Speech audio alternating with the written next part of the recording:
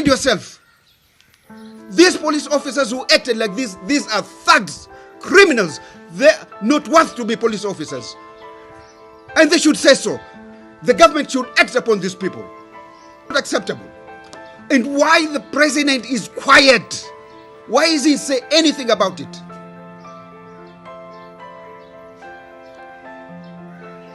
President Uhuru Kenyatta is part and parcel of all this problem. If he wanted to stop, he will stop it. And no police officer will ever assault any Kenyan citizen. Never. The way how Kagame did in Rwanda. He's not interested on the poor people. He's only interested when the time to vote. That's why he's interested with poor people. After that, they can tell them go to hell. And this is not right. Kwa hivyo tunasema hii curfew ambayo imewekwa hususan pahali kama feri. Feri ina njia moja peke yake ambao wanapita zaidi ya watu 350,000 kila siku, na hawana njia yoyote nyingine. Wanaotoka Mombasa wanaokwenda Likoni na area za Kwale hawana njia nyingine. Kwengine kafu inaweza kufanya kazi, lakini Likoni haiwezi. Na suala tunauliza, hii virus inafanya kazi usiku peke yake na asubuhi inakwenda kulala au vipi? Kwa hivyo tafadhalini, na tunaambia serikali, hizi illegal directive, they must be challenged. It's wrong, it's unconstitutional, and it does not make any sense. It's plainly stupid. This is our now what has happened in Likoni the other day. The order that President Kenyatta issued, curfew, does not work, does not make any sense, and is plainly stupid. The government has already issued orders for the bars, entertainment, weddings, worship areas, all to be closed. At a time when people finish their work and go home, that is the time where they set up curfew time. When in the morning, 95% of Kenyans that go to the street, the coronavirus is not effective. This just doesn't make any sense. Second, the Likoni ferry, the crossing is about 300 to 350,000 people per day. Let's assume the ferry can carry 10,000 people an hour, which is not possible. Assuming they can, still they cannot carry 350,000 people in a space of a few hours. It's almost impossible. So assaulting civilians, innocent civilians, men, nimeunga foleni at 6 o'clock asubuhi. Asema by 10 o'clock niko Likoni police pale kabla msikiti. 4 hours. Akapiga simu akasema mimi nikifika ferry, by the time nikivuka pengine itakuwa saa 6 ya mchana. It simply cannot work. If ferry wanna cross over 300,000 and the ferry cannot take more than 10,000 per hour, haiwezekani kabisa. Hakuna mahesabu yaweza kupiga. Hata ukasema unaweka 2 hours hapa, sijui 2 hours magari, it doesn't work because the flow ya watu ni kubwa sana. Haiwezekani. Hawa watu wamekaa katika maofisi yao, ushafahamu, wakatoa hatua namna hii wakaambia watu, lakini practically it can't work. It simply cannot work. But also as the press, have you forgotten that there was a crisis of the ferry services and that we had been promised that there will be changes there? What changes have been brought since there was a crisis in the ferry? So we are basically saying the curfew is not working for at least the Mombasa people. Either they extend the hours to around 10 o'clock and up to start at 4 in the morning and up to 10 o'clock at night, or completely lift the curfew for the people of Mombasa. Thank you. An illegal action. Unfortunately, the courts are all closed, and we don't know how long it is going to take. Okay, but I know for sure the LSK is going to court for this. They had an intention and they made a statement that they are going to take the government to court. This is a violation that should have never happened. Never, not at this time. This is a colonial mentality. It's almost a contempt for the people of Kenya. And the government is mum. Doesn't say anything. In fact, the government supports. This attack was premeditated. The county commission must pack, and the entire security organ Mombasa must pack and go. We have no faith. The people of Mombasa have no faith. How on earth you are beating people? The whole world saw the beatings, and you are not taking any action against anybody. Now for that case, we are urging members of the public, if they have any information in regards to the police officers, let them come to us. This is how we are going to build the case. Second, we also want the county commissioner to give us the names of all officers who were sent in Likon, all of them. And IPOA should step in and get the names of all those officers who assault innocent Kenyans. Na sisi hatusemi wale ambao wamekiuka sheria waachiwe, hapana. Lakini sheria inasema mtu akiuka akamatwe, apelekwe police station. Haikusema polisi amwone mtu barabarani ampige. Hakuna kifungu cha sheria ambacho kinasema hivyo. Huu ndio msimamo wetu. Polisi wasivunje sheria. Ikiwa polisi wanavunja sheria, wao na wale wanavunja sheria ni gora moja, hali moja.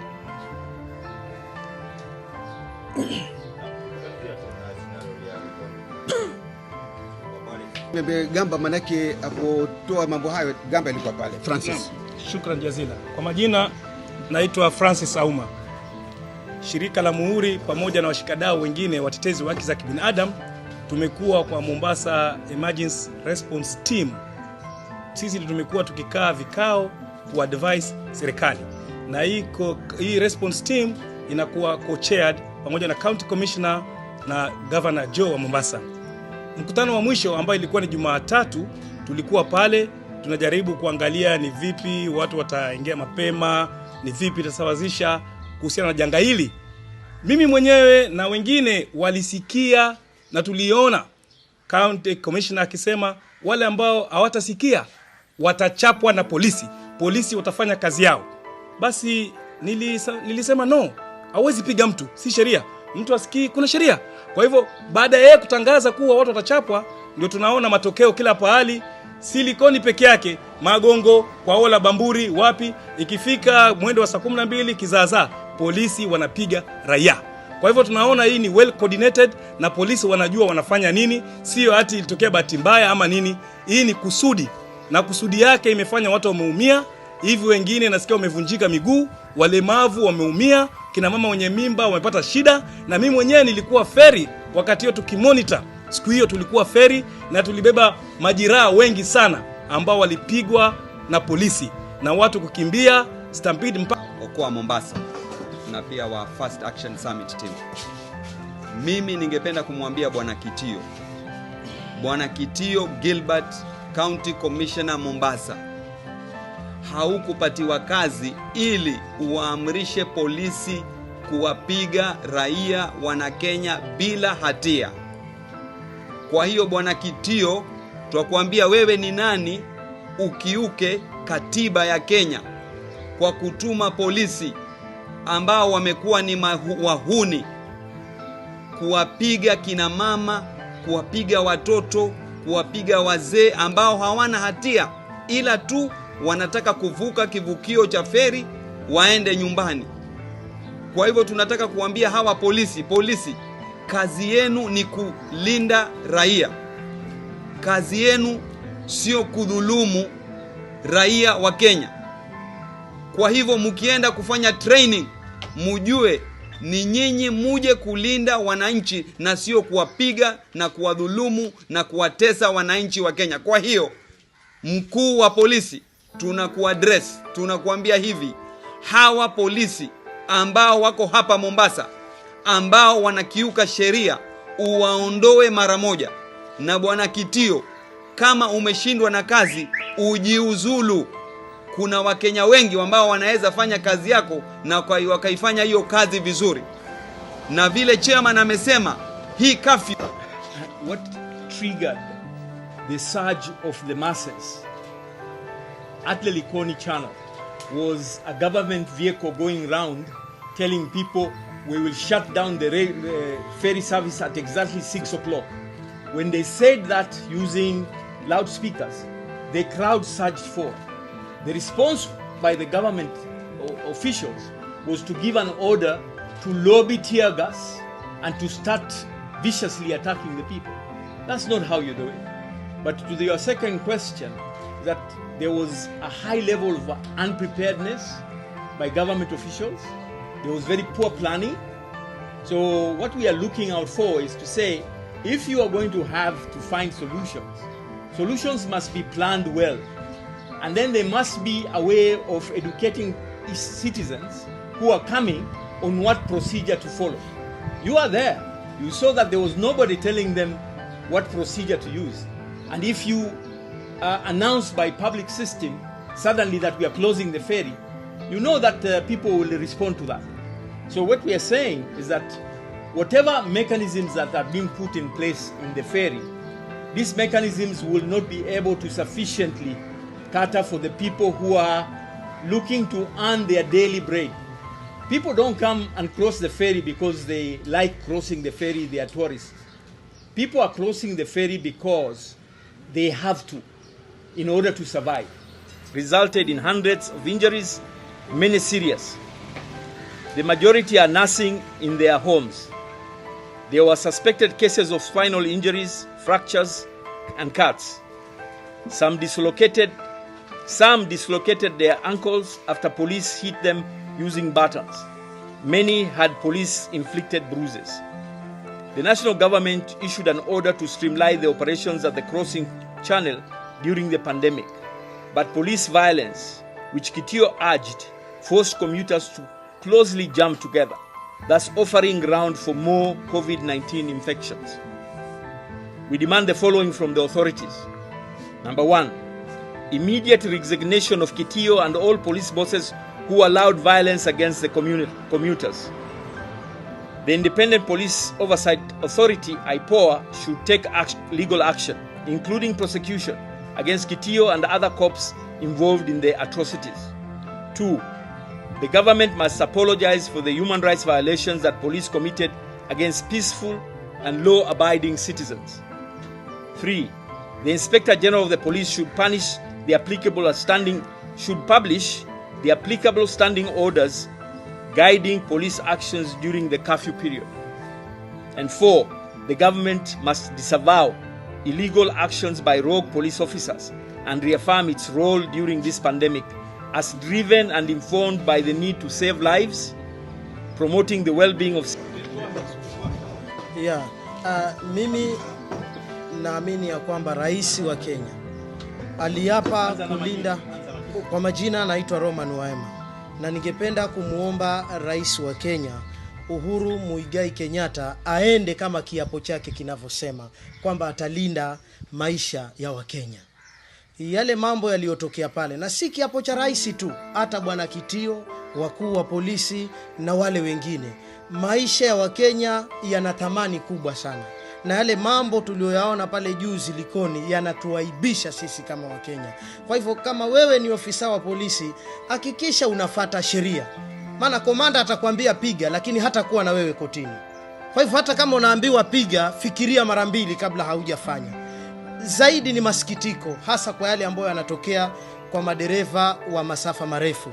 Tunavyozungumza sasa kuna milolongo mikubwa sana kuanzia Malaba inaelekea kufika Bungoma, na mengine hata ukienda kwa njia ya Busia imekuja, yani ni milolongo ambayo imeenda zaidi ya kilomita 30.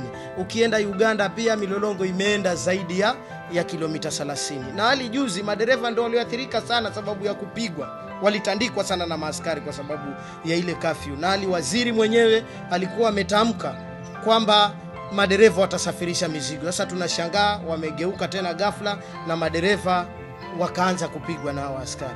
Hivyo ninaomba sisi kama raia wa Kenya tuheshimu katiba ya Kenya, ndio nchi iwe na usawa.